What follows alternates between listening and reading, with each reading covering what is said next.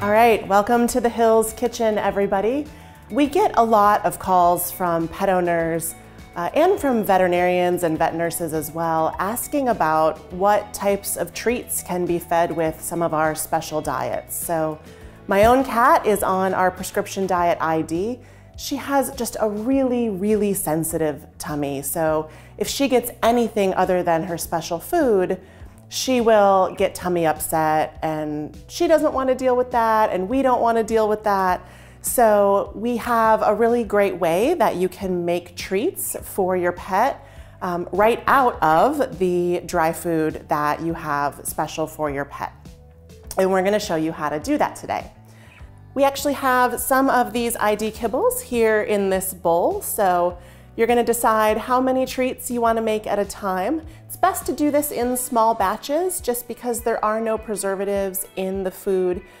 So you don't want to make too many that are going to last you too long. Just make maybe a week's worth at a time, depending on how many treats you give your pet. So the first thing that you're going to want to do is take your kibble and put it into a blender or a food processor. Get that all in there. And again, you don't have to measure precisely. And then I've got this nice mini food processor here, so we'll get that lid on nice and tight. All right, and we'll go ahead and just grind that up until it's a nice fine powder.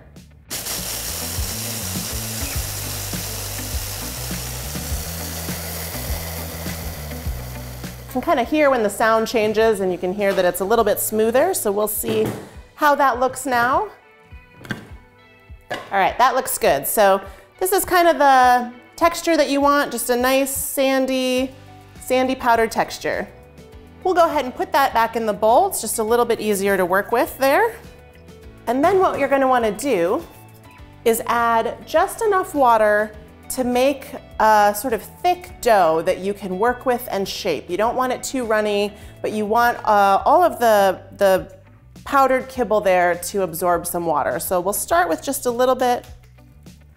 So the texture we're looking for is a bit like a wet sand texture. So if you're building a sand castle, kind of feels a little bit like that. A nice thick texture that you can mold into different shapes and that will actually hold together.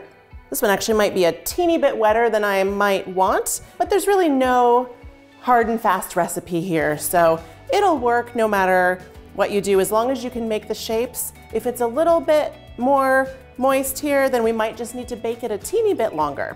What we've got now is our dough. So we're going to take some of this, just move this out of the way. And we're gonna spread this onto a sheet pan, a cookie sheet.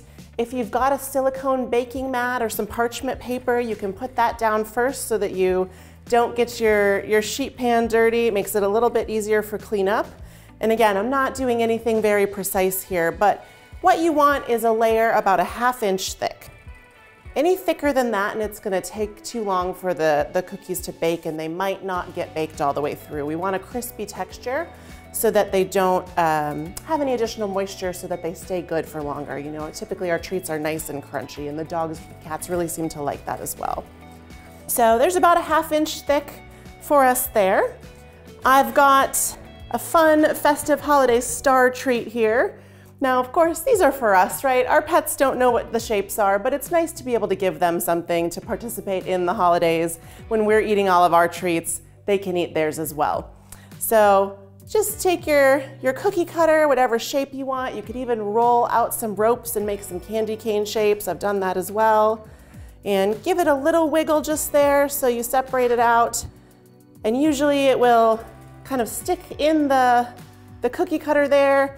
And so I just give it a little gentle poke out. And if you lose a bit of a shape, it's okay. You can just squish it right back together again.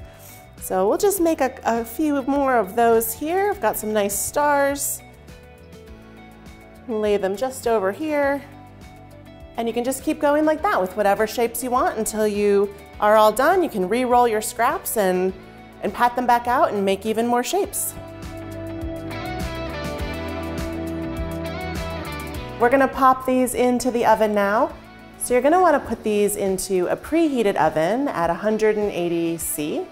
and bake them for about 30 minutes or until they're fully dry and crispy throughout, and then let them cool. It's quite easy to bake healthy, safe treats for your pet, and they can share in the festive holiday spirit as well without ruining their special diet. We hope you enjoyed that treat baking demo and find that really fun and easy and a great way to share in the holiday spirit with your pet. Take care for now. We'll see you next time.